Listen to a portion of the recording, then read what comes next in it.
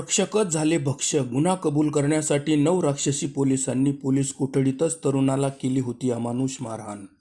मारहाणीतच मृत्यू झाल्याचे सिद्ध झाल्याने 9 राक्षसी पोलिसांना सुनावली जन्मठेपेची शिक्षा. महाराष्ट्रातल्या वाशिम जिल्ह्यातील रिसोड येथील घटना. देशात राज्यात कायदा सुव्यवस्थेचे रक्षण करण्याचे काम पोलिसांचे आहे. त्यानुसार त्यांचे ब्रीदवाक्यच आहे की सद्रक्षणाय खलनिग्रहणाय, म्हणजे सज्जनांचे रक्षण करणे आणि दुर्जन म्हणजेच गुन्हेगारांचा देशातून राज्यातून नायनाट करणे असा त्याचा अर्थ होतो.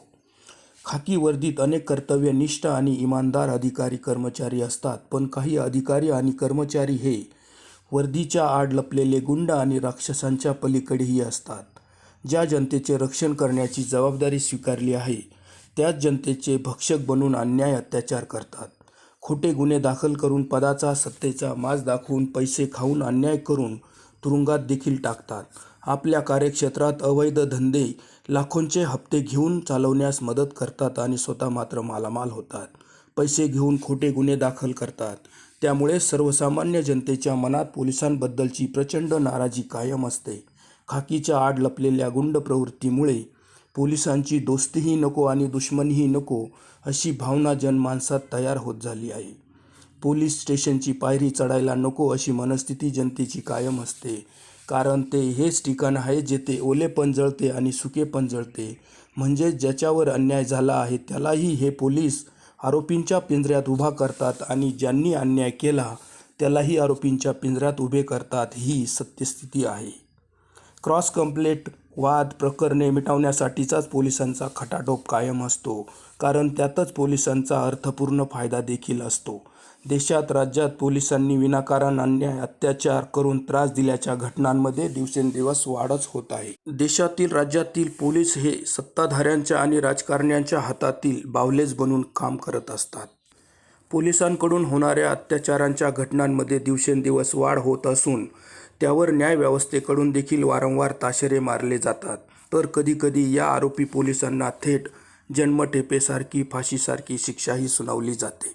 मद्रास उच्च न्यायालयाने 2020 मध्ये बाप लेकांच्या मृत्यूस कारणीभूत ठरलेल्या 9 राक्षसी पोलिसांना चक्क फाशीची शिक्षा सुनावली होती. देशातील बहुधा ही पहिलीच घटना आहे. 2025 मध्ये मद्रास उच्च न्यायालयाने हा निकाल दिला होता. त्याच धर्तीवर महाराष्ट्रातील वाशिम जिल्हा न्यायालयाने 15 वर्षांनंतर रिसोड पोलीस ठाण्याच्या 9 राक्षसी पोलिसांना पोलीस कोठडीतच तरुणाचा खून केल्याच्या आरोपावरून जन्मठेपेची शिक्षा सुनावली आहे.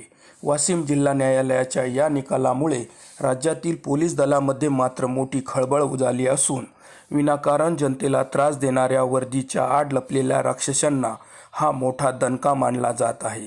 रक्षक आहात तर रक्षकासारखेच काम करा, असा संदेश न्यायालयाने या माध्यमातून दिला आहे. महाराष्ट्राच्या वाशिम जिल्ह्यातील रिसोड येथील मयत बेग्या पवार नावाच्या युवकाला 2010 मध्ये चोरीच्या गुन्ह्याच्या कबुली जबाबासाठी पोलिसांनी पोलीस कोठडीतच अमानुष मारहाण केली होती. बेगा पवारच्या शरीरावर मारहाणीच्या 44 खुणा आढळल्या होत्या. अतिरक्तस्रावामुळे त्याचा मृत्यू झाला होता. या प्रकरणी वाशिम जिल्हा न्यायालयात 15 वर्ष न्यायालयीन लढा सुरू होता.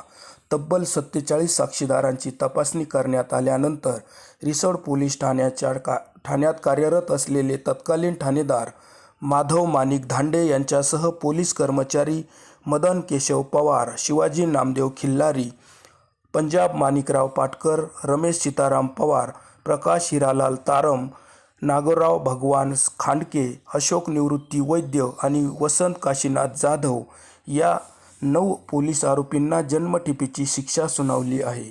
प्रदीर्घ न्यायालयीन लढ्यानंतर देण्यात आलेल्या निकालावर बेगा पवारच्या कुटुंबियांनी समाधान व्यक्त करून न्याय मिळाल्याचे सांगून न्यायव्यवस्थेचे आभार मानले आहे.